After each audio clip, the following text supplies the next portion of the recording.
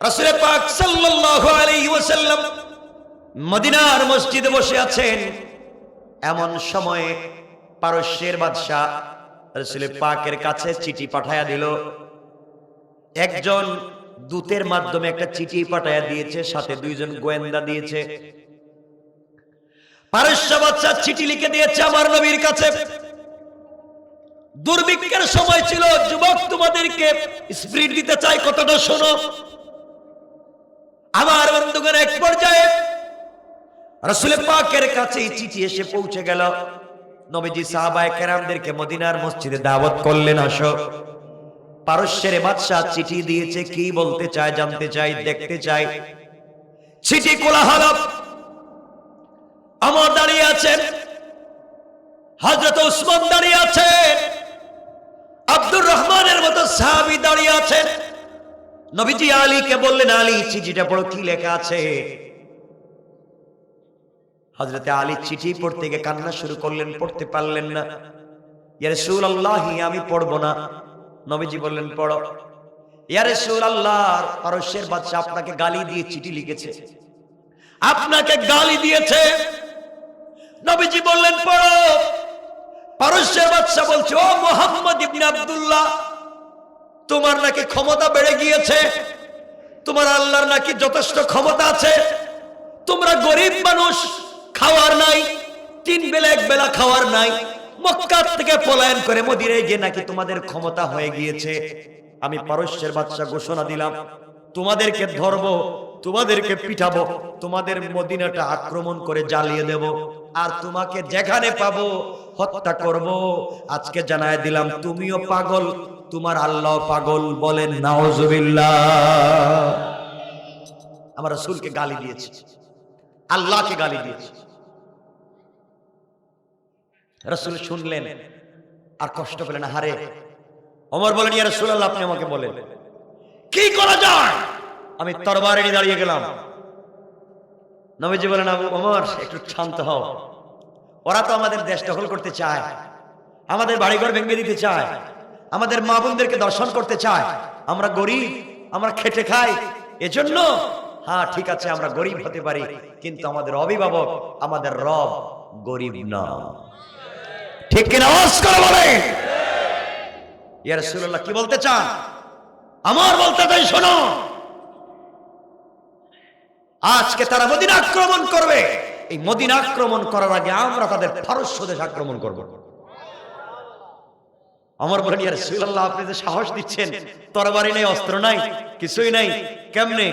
রাসূল পাক বলছেন, আল্লাহ তো আছেন। আমি সেই যুদ্ধের কথা বলবো না। রাসূল পাক যুদ্ধের জন্য বসে গেলেন মসজিদে, আর টাকা উঠাইলেন, চাঁদা। এই যে চাঁদা উঠায় না, ওয়াজ নসিহতেই দেখেন চাঁদা উঠাচ্ছেন। কে আছো? কেউ আসনি যুদ্ধের জন্য টাকা পয়সা দাও। তখন মদিনায় খরা ছিল, দুর্ভিক্ষ ছিল। যার যা আছে দিতেছেন, যার যা আছে দিতেছেন। মহিলারা নাকের ফুল, কানের দুল, ব্রেসলাইট, পায়ের নুপুর, যা পায়, যে যা পায় দিচ্ছে, যে যার মতো করে দিয়ে যাচ্ছে। জিহাদের ময়দানে শরীক হচ্ছে।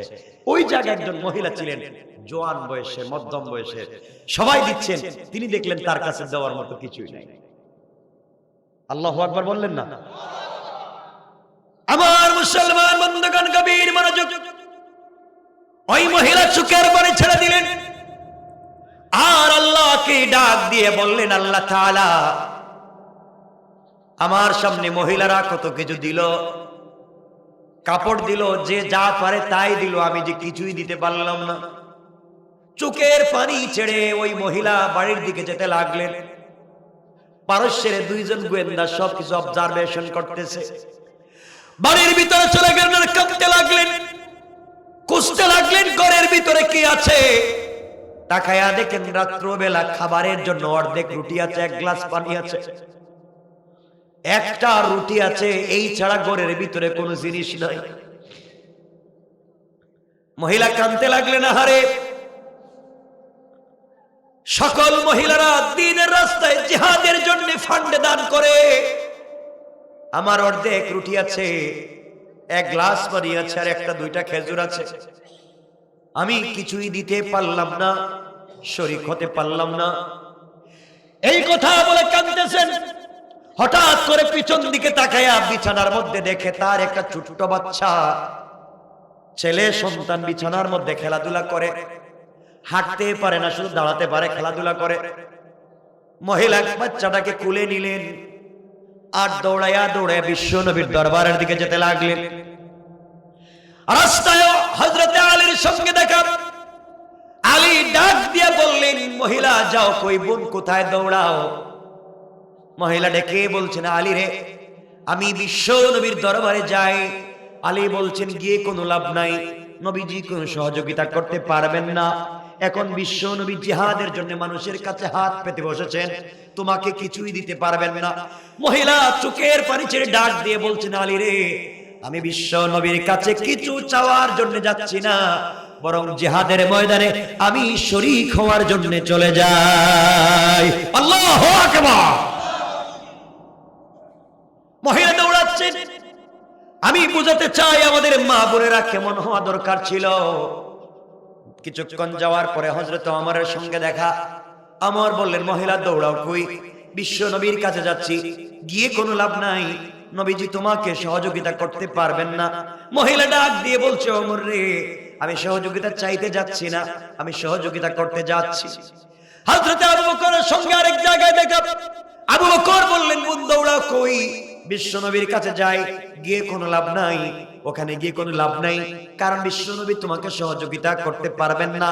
মেয়ে ডাক দিয়া বলছেন, ভাই আবু বকর, আমি সহযোগিতার জন্য যাই না, আমি যাচ্ছি মুহূর্তে বিশ্ব নবীকে সহযোগিতা করতে। বলেন সুবহানাল্লাহ। আমার বন্ধুগণ, এক পর্যায়ে মহিলা বিশ্ব নবীর সামনে পর্যন্ত পৌঁছে গিয়েছে। আল্লাহর নবী বলছেন, মারে, কেনই বা তুমি এই সময় বাচ্চাকে কুলে নিয়ে এসেছো, তোমাকে চিনি না, কোন সহযোগিতা করবার মতো আমার কাছে কিছুই নাই। মহিলা ডেকে ডেকে বলছেন, ইয়া রাসূলুল্লাহ, ইয়া হাবিবাল্লাহ, ওগো আল্লাহর পয়গম্বর, আমি এসেছি জিহাদের ময়দানে এই মুহূর্তে আপনাকে সহযোগিতা করতে চাই। নবীজি বললেন, মারে, তুমি কি সহযোগিতা করবে বলো। এই মেয়ে ডাক দিয়া বলছেন, ইয়া রাসূলুল্লাহ, ওগো আল্লাহর পয়গম্বর, মহিলারা দেখলাম জিহাদের ময়দানে যে যার মতো করে যে যেভাবে পারে দান করে দেয়, ইসলামকে জিন্দা করবার জন্য শক্তি যোগায়, কিন্তু আমি দেবার মতো আমার কাছে কিছুই নাই। দৌড়ে বাড়িতে চলে গেলাম। কিছু যখন পাই নাই, বিছানার মধ্যে দেখি আমার ছোট্ট বাচ্চাটা গড়াগড়ি করতেছে। আমার সন্তান দাঁড়াতে পারে কিন্তু বসতে পারে না।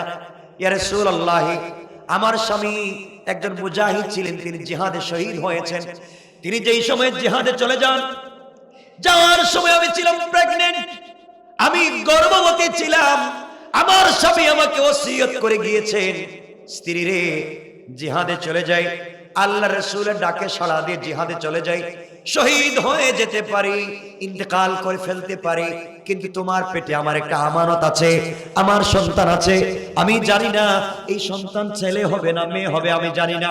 যেই হোক না কেন, ছেলে হোক আর মেয়ে হোক, আমি যেই রাস্তায় চলে যাচ্ছি শহীদ হওয়ার জন্য, তুমি আমার বাচ্চাটাকে ওই রাস্তায় আল্লাহর রাসূলের হাতে উঠাইয়া দিবা। কোন সুবহানাল্লাহ। ইয়া রাসূলুল্লাহ, আমার স্বামী জিহাদের ময়দানে গিয়ে শহীদ হয়ে গিয়েছেন, আমি শহীদের স্ত্রী হয়েছি। দীর্ঘদিন পরে আমার একটা পুত্র সন্তান জন্ম হয়েছে। এই সন্তানটা আজকে বিছানার মধ্যে খেলাধুলা করে, খেলাধুলা করতেছে, দাঁড়াতে পারে, বসতে পারে, কিন্তু হাঁটতে পারে না।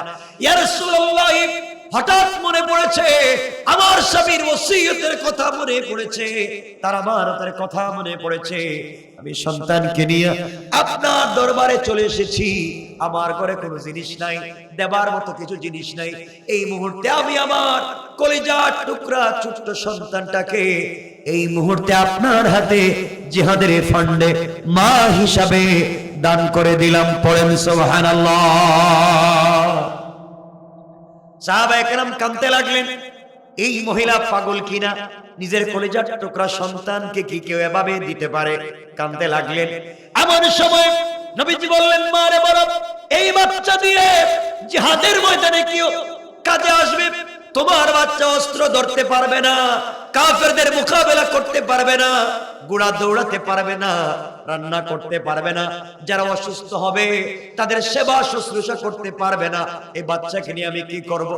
এবার মহিলা কাঁদতেছেন আর ফুপাইয়া ফুপাইয়া কান্না করে ডাক দিয়ে বলছেন, ইয়া রাসূলুল্লাহ, আল্লাহ পয়গম্বর, আমি জানি আমার বাচ্চা জিহাদের ময়দানে তরবারি ধরতে পারবে না, কাফেরদের মোকাবেলা করতে পারবে না, ঘোড়ার পিঠে সওয়ার হয়ে যুদ্ধ করতে পারবে না, কিন্তু আমি জানি আপনি তো এমন রাসূল, আপনি তো এমন যোদ্ধা, আপনি এমন নবী, যুদ্ধ যেই জায়গায় হবে আপনি ওই জায়গায় থাকবেন, বাসায় বসে থাকবেন না। ইয়া রাসূলুল্লাহ, আপনি যখন যুদ্ধের ময়দানে যাবেন তখন কাফেররা, আপনার দুশমনেরা আপনাকে লক্ষ্য করে তীর নিক্ষেপ করবে, নেজা নিক্ষেপ করবে, বল্লম নিক্ষেপ করবে, ইট পাটকেল মারবে।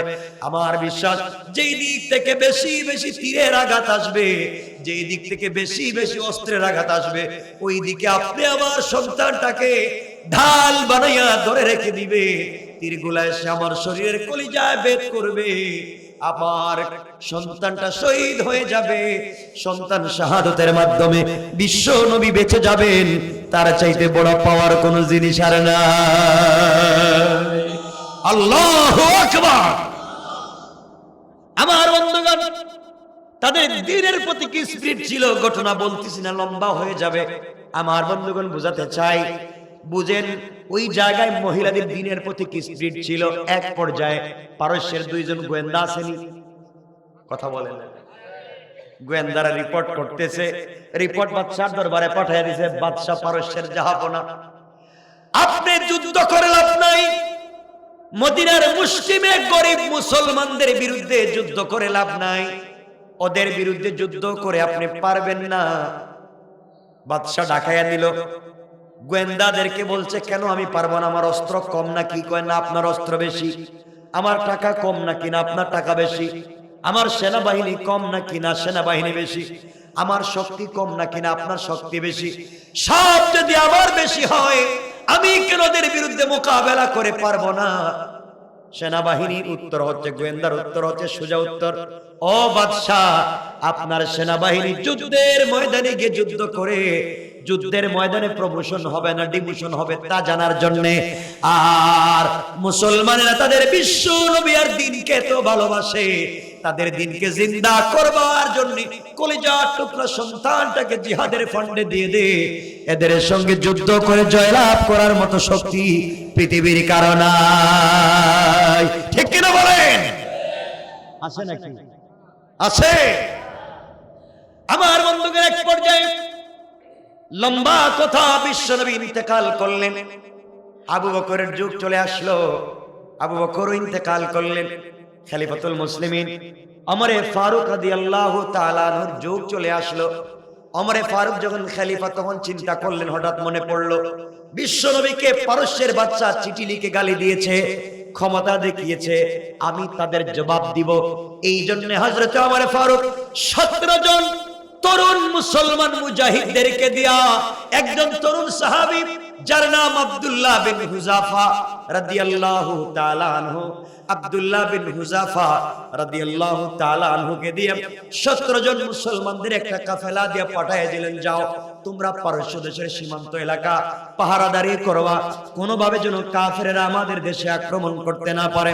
আল্লাহর কি মানসা, আল্লাহর কি ইচ্ছা, কথা সংক্ষেপ করে বলি, এই 17 জন মুসলমান পারস্য দেশে গিয়ে পারস্য দেশের সীমান্ত এলাকা পাহারাদারি করতেছেন। পারস্যের কোন সৈন্যবাহিনী যেন মুসলমান রাষ্ট্রের ভিতরে আক্রমণ করতে না পারে, ঢুকতে না পারে। 17 জন সীমান্ত এলাকায় পাহারাদারি করতেছেন। এদিকে পারস্যের বাদশা গোয়েন্দা পাঠিয়ে দিয়েছে, যাও কোন মুসলমানকে কোনদিন যদি তোমরা ধরতে পারো, মারবা না, আঘাত করবা না, হত্যা করবা না, জিন্দা ধরে জীবিত আমার কাছে নিয়ে আসবা। আমি তাদেরকে জানতে চাই, চিনতে চাই, বুঝতে চাই ওদের ভিতরে এমন কি ঈমান, ওদের ভিতরে এমন কি বিশ্বাস আছে যে বিশ্বাসের কারণে তারা জীবন দিতে চায়, তাদের নবীকে তারা এত ভালোবাসে, কোরআনকে এত ভালোবাসে, কোরআনের ভিতরে কি আছে, তাদের নবীর ভিতরে কি আছে, আমি জানতে চাইবো, আমি বুঝতে চাইবো। এই জন্যে যা তোমরা কোনোভাবে এদেরকে ধরে নিয়ে আসবা, হত্যা করবা না। আমার বন্ধুগণ, আল্লাহর ইচ্ছা হলো এক পর্যায়ে 17 জন মুসলমান আব্দুল্লাহ বিন হুযাফা রাদিয়াল্লাহু তাআলা আনহুর নেতৃত্বে যারা ছিলেন 17 জনের 17 জন পারস্য বাদশার গোয়েন্দাদের হাতে ধরা পড়ে গেলেন।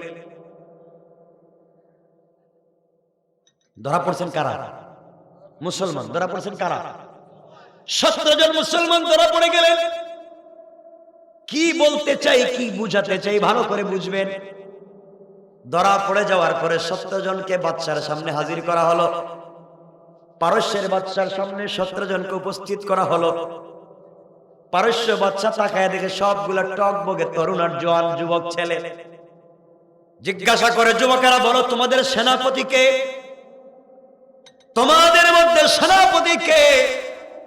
সকল মুসলমান মুজাহিদেরা দেখায় দিলেন এই যে তরুণ 16, 17 অথবা 18 বছরের তরুণ হাফেজে কোরআন আব্দুল্লাহ বিন হুযাফাকে দেখায় দিলেন এই যে আমাদের নেতা। বাদশা তাকায় দেখে কত সুন্দর চেহারা, কত সুন্দর লালচে চেহারা আব্দুল্লাহ বিন হুযাফার। এমন তরুণ একটা ছেলে 17 জন মুসলমানের কমান্ডিং করতেছে। বাদশা ডাক দিয়ে কাছে নিল আর ডাক দিয়ে বলল, আব্দুল্লাহ বিন হুযাফা রে, তুমি কি বিয়ে করেছো? আব্দুল্লাহ বিন হুযাফা বললেন, পারস্যের বাদশা জাহাপনা বিয়ে করি নাই। বাদশা বলতেছে, শোনো, তোমাদের জানতে চাই, চিনতে চাই, তোমরা তোমাদের নবীকে তো ভালোবাসো কেন? কোরআনকে তো ভালোবাসো কেন? অনেক মুসলমান দেখবেন দাড়ি রাখে না, ঠিক মতো নামাজ পড়ে না, কিন্তু কোরআনের বিরুদ্ধে কথা বললে তার কলিজায় লাগে। কথা বলেন।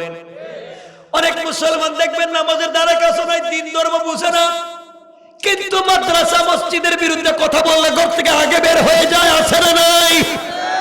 এই জন্য মুসলমানকে দাড়ি নাই, টুপি নাই, পাঞ্জাবি নাই দেখা আপনারা গালি দিবেন না। ওকে বুঝান, দিন বুঝান, একদিন তো দিন বুঝবে। আর আমরা এমন করে বুঝাই যেন মায়ের শুরু করি, যেন না আসে কাছাকাছি। আমার বন্ধুগণ, আব্দুল্লাহ বিন হুযাফাকে প্রথম প্রস্তাব দিয়েছে বাদশা পারস্যের, বলো তোমাদের সবাইকে ছেড়ে দেব, তোমাদের নবী তো দুনিয়ায় নাই। কয় হ্যাঁ নাই। তোমরা শুধু মনে মনে এই কথা চিন্তা করো, মনে মনে বাস্তবে না। তোমাদের নবী নাই, তোমাদের নবী যদি বেঁচে থাকতেন আমি ওই জায়গায় ধরে আনতাম আর তোমাদের নবীকে শুলিতে চড়িয়ে দিতাম, বেত্রাঘাত করতাম। তোমাদের কেমন লাগতো? তোমরা শুধু বলো এই কথা, আমরা সহ্য করব, কোনো জবাব দিব না। আব্দুল্লাহ বিন হুযাফা দাঁড়াইয়া ডাক দিয়ে বলেন, পারস্যের বাদশা শোনো, বিশ্ব নবীর বিরুদ্ধে একটা কথাও জবান দিয়ে বলবো না। যে জিহ্বা দিয়া বলেছো তোমার দেশে, তোমার ঘরে, তোমার কাছে বন্দী হতে পারি, আমার আল্লাহ বন্দী না। এমন লাথি তোমার বুকে দিতে পারি এই জমিন থেকে 100 গজ মাটির নিচে চলে যাইতে পারো। কোন সুবহানাল্লাহ। বাদশা কয়, আমার সামনে দাঁড়াইয়া আমার লাথি দিও? কি পাওয়ার, কি ক্ষমতা! অথচ তারা বন্দী। শুধুমাত্র স্পিরিট। কিসের স্পিরিট? কথা বলেন না, ইমানের স্পিরিট। আমার বন্ধুগণ, বাদশা বলল, আব্দুল্লাহ রে, এখন দেখেন লোভ দেখায়, লোভ। আমাদেরকে যদি লোভ দেখাইতো, আরে বাবা। আব্দুল্লাহকে বলছে, আব্দুল্লাহ রে, তুমি যদি ইসলাম ধর্ম ছেড়ে দাও, খ্রিস্টান ধর্ম গ্রহণ করো, তোমাকে 2টা পুরস্কার দিব। 1 নাম্বার, আমার দেশ অর্ধেক তোমার নামে লিখে দিব, বিনিময়ে তুমি কালেমাটা ছেড়ে দাও। 2 নম্বর পুরস্কার, আমার একটা সুন্দরী মেয়ে আছে, এই মেয়েটাকে তোমার কাছে বিয়ে দিব, তুমি ইসলাম ছেড়ে দাও।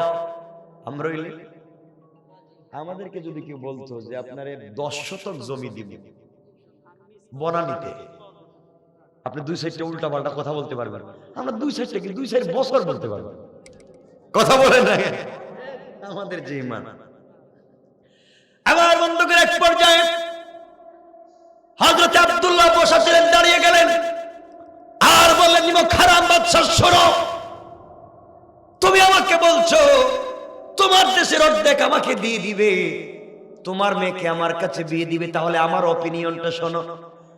ও পারস্যের বাদশা, তুমি যদি পৃথিবীর পূর্ব থেকে পশ্চিম, উত্তর থেকে দক্ষিণ গোটা দুনিয়ার রেজিস্ট্রি করে আমার হাতে উঠাইয়া দাও, আর এক হাতে আসমানের চন্দ্র সূর্য উঠাইয়া দাও, আমি কথা দিলাম গোটা দুনিয়া লাথি মেরে ফেলে দিতে পারি, চন্দ্র সূর্যকে ফেলে দিতে পারি, একটা সেকেন্ডের জন্য ইসলামকে ছেড়ে দিতে পারি না।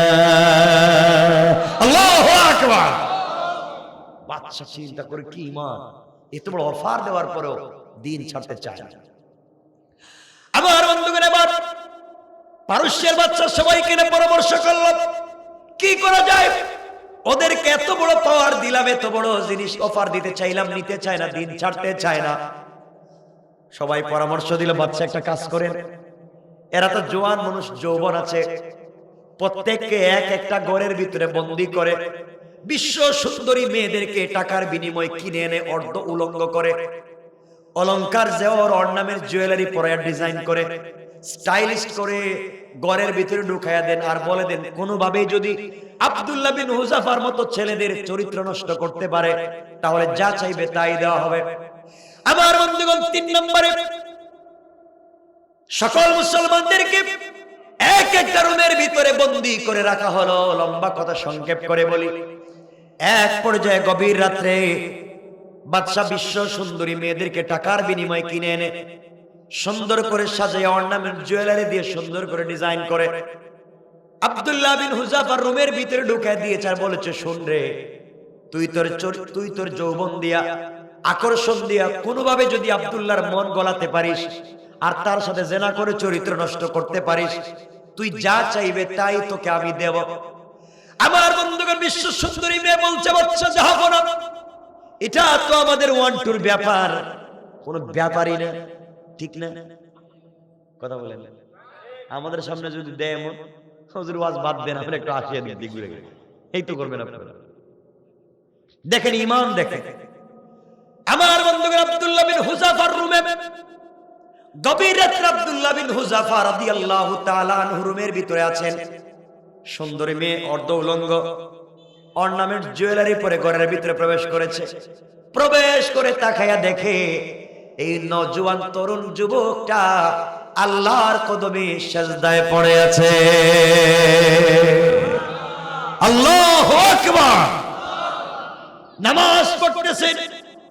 মহিলা চিন্তা করেছে, তুমি তোমার নামাজ পড়ো, কত নামাজের নামাজ নষ্ট করেছি, কত পীরের পীরাকি নষ্ট করেছি, আর তুমি নামাজ পড়তেছো আমি মেয়ের সামনে।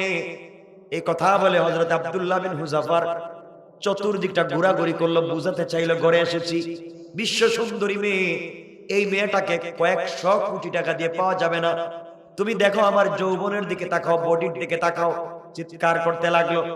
আব্দুল্লাহ বিন হুযাফা আল্লাহর কদমে সিজদায় পড়ে কাঁদে আর বলে, আল্লাহ তাআলা, জীবন চলে যেতে পারে, যৌবন চলে যেতে পারে, মাথাটা দিয়ে দিতে পারি, কিন্তু একটা মিনিটের জন্য ঈমান বিক্রি করতে পারি না।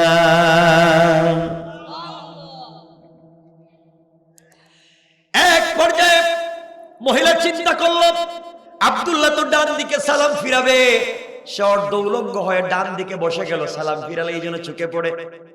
আব্দুল্লাহ বিন হুযাফা ডানে সালাম ফিরালেন, বামে সালাম ফিরালেন। সালাম ফিরাইয়া ঘরে কে আছে তিনি দেখলেনও না, জানলেনও না। আবার তিনি সোজা হয়ে আল্লাহু আকবার বলে নামাজে দাঁড়াইয়া গিয়েছে।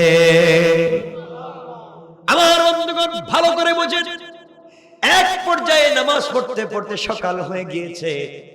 মেয়েটা নিরুপায় হয়ে, অসহায় হয়ে ঘর থেকে বের হয়ে সকালবেলা বাদশাকে রিপোর্ট করেছে, বাদশা রে, তুমি কত কোটি টাকার বিনিময়ে আমাকে ঘরের ভিতরে পাঠাইছিলা, এই ছেলের চরিত্র নষ্ট করার জন্য তুমি আমাকে দিয়েছিলা। আমি যতক্ষণ ছিলাম এটা মানুষ না ফেরেশতা বুঝতে পারি নাই। আমি যদি আরো 1-2 ঘন্টা ঘরের ভিতরে তার সংস্পর্শে থাকতাম, আমিও খ্রিস্টান ধর্ম বাদ দিয়ে কালিমা পড়ে মুসলমান হয়ে যেতাম। পড়েন সুবহানাল্লাহ। বাদশা চিন্তা করতে লাগলো, প্রথম নম্বরে তাদের নবীকে গালি দিয়ে দুর্বল করতে পারি নাই, 2 নম্বরে নিজের মেয়ার দেশটা তাদের কাছে দিয়ে দুর্বল করতে পারি নাই, 3 নম্বরে মহিলা ঘরের ভিতরে দিয়ে দুর্বল করতে পারি নাই। এখন কি করা যায়? 4 নম্বরে কি করতে হবে? পরামর্শ সবাই বসলেন, সবাই পরামর্শ দিল, বাদশা জাহাপনা এদের খাবার বন্ধ করে দেন। খাবার যখন বন্ধ হয়ে যাবে, মানুষ তো খাবারের জন্যই তো মিথ্যা বলে থাকে, আপনি খাবার বন্ধ করে দেন, এমনি সাইজ হয়ে যাবে। আমার বন্ধুগণ পরামর্শ করে পারস্য বাদশাহ 21 জন মুসলমানের হাত পা বেঁধে রুমের ভিতরে ফেলে দিল, খাবার বন্ধ করে দিল, পানিও দেয় না, খাবারও দেয় না। একদিন 2 দিন না, এভাবে চলে গিয়েছে 21 দিন। 21টা দিন খাবার নাই, পানি নাই, শুধু ঈমানের কারণে। দীর্ঘ 21 দিন হয়ে গিয়েছে, পানি দেওয়া হচ্ছে না, খাবার দেওয়া হচ্ছে না। বাদশাহ ডাক্তার নিযুক্ত করে দিয়েছে, তোমরা রিপোর্ট করবা, ওরা মরে যাচ্ছে দেখলে রিপোর্ট করবা, ওই রিপোর্ট মতো আমি ওদের কাছে খাবার পৌঁছে দেব। কিছুক্ষণ পরে রিপোর্ট বাদশাহ ডাক্তার করলো, বাদশাহ যাবো না। 21 দিন হয়ে গিয়েছে, ওদের পেটে খাবার নাই, পানি নাই, কাতরাচ্ছে, মৃগী রোগীর মতো কাতরাচ্ছে, যে কোনো সময় মরে যেতে পারে। খাবার পৌঁছান, তড়িঘড়ি করে বাদশাহ তাদের কাছে খাবার পৌঁছে দিল। 2টা খাবার, একটা হলো মদ মিশ্রিত পানি, কি মিশ্রিত? মদ মিশ্রিত পানি। আরেকটা হলো শুকরের গোশত বুনা। আমাকে বলেন, শুকর হালাল না হারাম? মদ হালাল না হারাম? উদ্দেশ্য হলো তোমাদেরকে তো খাবার দেইনি, এখন দেখবো তারা জীবন বাঁচাও, জান বাঁচাও না জান দেও। আমার বন্ধুগণ, 21 জনের সামনে 21টা গ্লাসে মদ মিশ্রিত পানি, 21টা প্লেটে শুকরের বোনা গোশত হাজির করে দিয়েছে। বাদশাহ বলেছে, শোনো, ওদেরকে বলে দিবা মদ দিয়েছি আর শুকরের গোশত দিয়েছি, দেখো তো কি করে। এক পর্যায়ে সামনে যখন পৌঁছে দেওয়া হয়েছে, আমি সংক্ষেপ করে দিচ্ছি, কষ্ট হচ্ছে ভাই, আমি কয়েক মিনিটের ভিতরে রেখে দেব। আমার বন্ধুগণ, এক পর্যায়ে আব্দুল্লাহ বিন হুযাফা বললেন, তোমরা বলো তো কি খাবার দিয়েছ? ডাক্তাররা বলছে, মুসলমানেরা, এখানে আছে মদ মিশ্রিত পানি, আরেকটার ভিতর আছে শুকরের বোনা গোশত। হযরত আব্দুল্লাহ বিন হুযাফা বসতে পারেন না, দাঁড়াতে পারেন না। 21 দিনের না খাওয়া নওজোয়ান, পানি নাই, খাবার নাই, কত কষ্টে আছে। এর মধ্যে দিয়েছে হারাম খাবার, কষ্ট করে হাত দিয়ে দিয়ে ওয়ালে ধরে বসে গেলেন আর বলেন, নিব হারামের দল।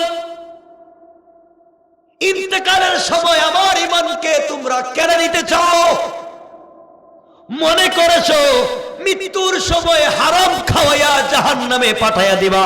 তোমরা শুনে রাখো, মদ খাওয়া ইসলামে হারাম, শুকরের গোশত হারাম। তোমরা মনে করেছো জীবন বাঁচানোর ফতোয়া দিয়ে সব খেয়ে ফেলবো।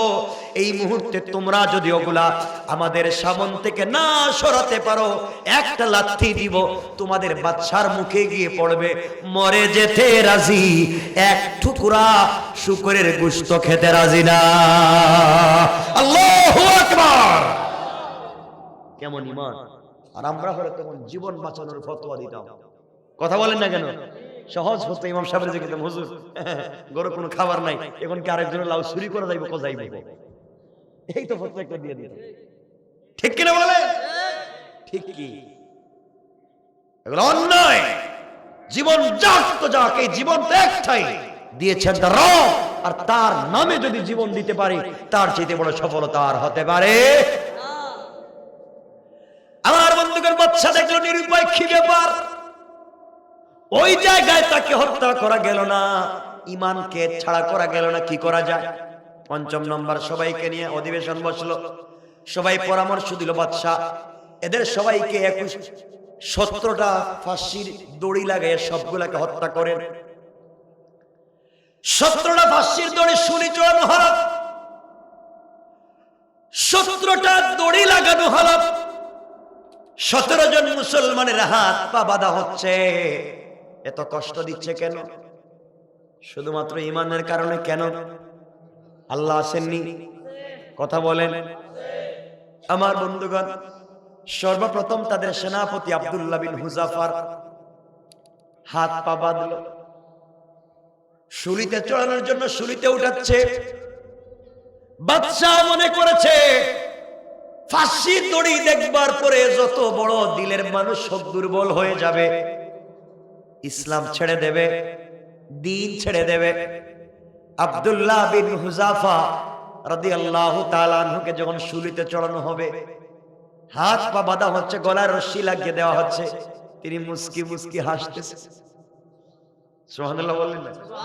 চিৎকার করে পড়েন আল্লাহু আকবার। বাদশা চিন্তা করে ব্যাপার কি, ফাঁসির দড়িতে ঝুলিয়ে দিচ্ছি আবার হাসে কেন, ব্যাপারটা কি? জিজ্ঞাসা করে আব্দুল্লাহ রে, কিছুক্ষণ পরে মরে যাবে, নাক মুখ দিয়ে রক্ত বের হয়ে মরে যাবে, কালিমা ছাড়লে না, হাসস কেন? আব্দুল্লাহ ডেকে ডেকে বলতে, বাদশা রে, তোর মতো আহাম্মকার বেওকুফ আর নাই, যে আল্লাহর জন্য এতদিন কষ্ট করেছি, যে রাসূলের জন্য এতদিন কষ্ট করেছি, আমাকে যদি এই মুহূর্তে দড়িতে ঝুলাইয়া ফাঁসি দেও, ফাঁসি দেওয়ার সাথে সাথে আমি আমার বন্ধু আল্লাহর সঙ্গে মুহূর্তেই মিশে যেতে পারি। কোন সুবহানাল্লাহ। আমার জন্য আমার বিশ্ব নবী অপেক্ষা করতেছেন, আল্লাহ অপেক্ষা করতেছেন। আমি তো মরে গেলেই বাঁচলাম। বাদশা কয়, মরে গেলেই যদি বাঁচস তাহলে ফাঁসি দিতাম না। সুবহানাল্লাহ বলে, কয়রা মরে যাচ্ছে ফাঁসিতে ঝুলে, এরপরেও মরে না, হাসে। এরা কি জাত? চিন্তা করেন, এরাই তো আমরা, এরাই তো আমরা। আজকে ভয় ভীতি দেখিয়ে দুনিয়ার মুসলমানদেরকে ভয় ভীতি দেখিয়ে তাদেরকে নির্মূল করা যাবে না, ঠিক কিনা বলে?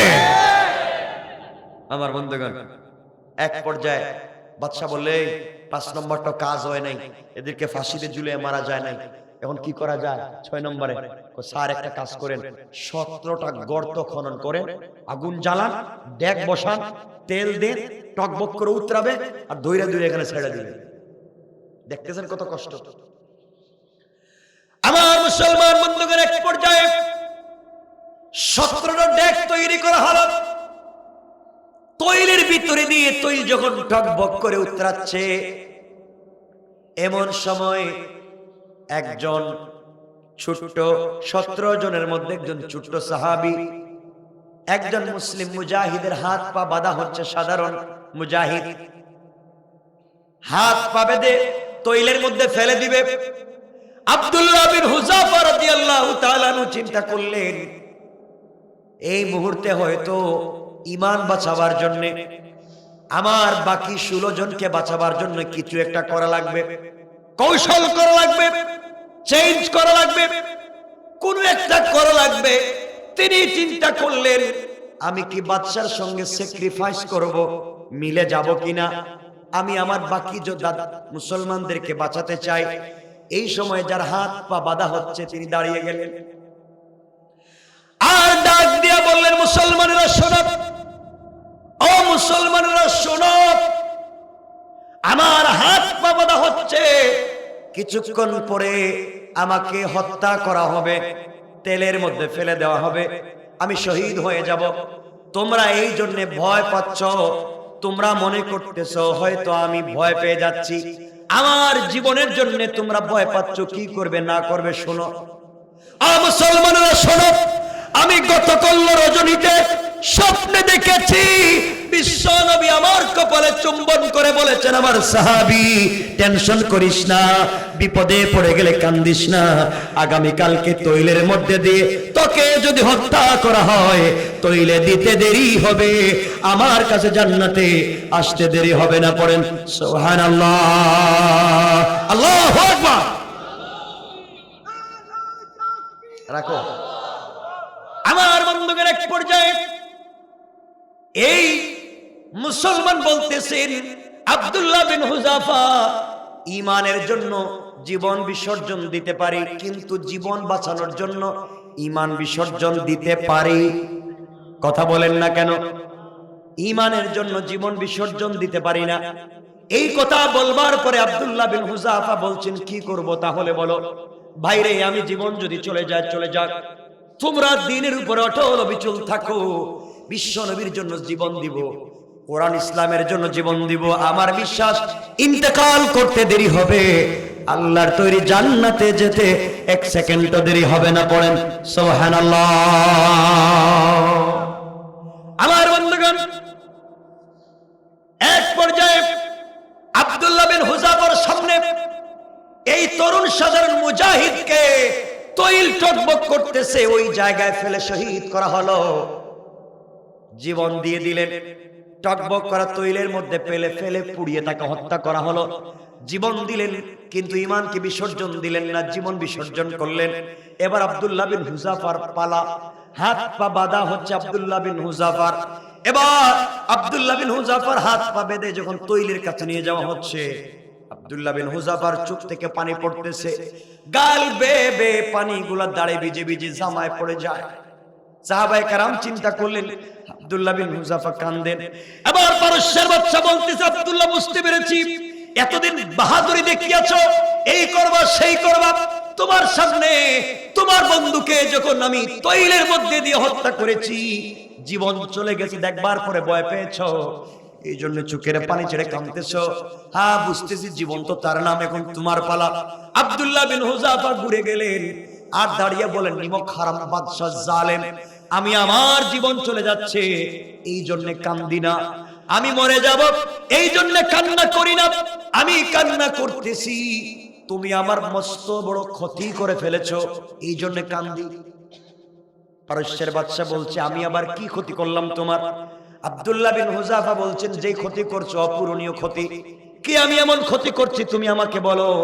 আব্দুল্লাহ বিন হুযাফা বলেন, বাদশারে, তুমি যেই বন্ধুটাকে এই মুহূর্তে তৈলের মধ্যে ফেলে হত্যা করেছো, সে আর আমি দুইজন ছিলাম বাস্তব লাইফে বন্ধু। আমাদের 8-10 বছরের বন্ধুত্বের জীবনে সারা জিন্দেগি প্রতিযোগিতা করেছি, সকল প্রতিযোগিতায় আমি ফার্স্ট হয়েছি। ও আমার আগে এক্সপার্ট, ফার্স্ট হতে পারে নাই, ও সেকেন্ড ছিল। ও যদি 1 ঘন্টা আল্লাহর রাস্তায় জিহাদ করত, আমি 2 ঘন্টা জিহাদ করতাম। ও যদি 2 রাকাত নামাজ পড়তো, আমি 4 রাকাত পড়তাম। ও 1 টাকা আল্লাহর রাস্তায় দান করলে 2 টাকা দিতাম। এক কথায় দিনের রাস্তায় প্রতিযোগিতায় সব সময় তার আগে আমি ফার্স্ট ছিলাম। কিন্তু জীবন দিয়ে জান্নাত ক্রয় করার প্রতিযোগিতায় আমার বন্ধু আমার আগে ফার্স্ট হয়ে গেল। তুমি আমার আগে আমার বন্ধুকে তৈলের মধ্যে ফেলে দিয়া আমার আগে তাকে জান্নাতে পৌঁছে দিয়েছো। আমার দিলের ব্যথা, আমার বন্ধু এতক্ষণে জান্নাতে পৌঁছে গিয়েছে, প্রতিযোগিতায় ফার্স্ট হয়ে গিয়েছে। আমি নিমক হারামের মতো দুনিয়ায় বেঁচে আছি, বাইরে কান্না করি। তুমি যদি আমার বন্ধুকে না দিয়ে আমাকে আগে দিতে, তাহলে সারা জীবন প্রতিযোগিতায় ফার্স্ট ছিলাম, জান্নাতে যাওয়ার সময় আমি ফার্স্ট হয়ে যেতাম। পড়েন সুবহানাল্লাহ।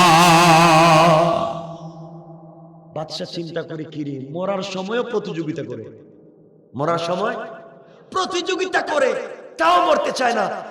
এদেরকে মাইরা তো লাভ নাই, এরা মইরাও মরে না, আরো জিন্দা থাকে। এই কথা আমার আল্লাহ তেলাওয়াত আয়াতে বলছেন, ইন্না কাইদাশ শাইতানি কানা দাঈফা। কাফের বেঈমানেরা যত কৌশল করে, সবগুলা কৌশল আমি আল্লাহর কাছে বড়ই দুর্বল। পড়েন সুবহানাল্লাহ, আল্লাহু আকবার। এরপরে কি হলো, এটা লম্বা ইতিহাস। বাদশা ছেড়ে দিয়েছিল, কিন্তু কেমনে ছাড়ছিল, কোন কন্ডিশন করেছিল, পারস্যে কেমনে দিন জিন্দা হয়েছিল, আব্দুল্লাহ বিন হুযাফা কি করেছিলেন, লম্বা ইতিহাস। সেদিকে যাচ্ছি না, ভাই চলে আসছে, আমি এখানে রেখে দিলাম।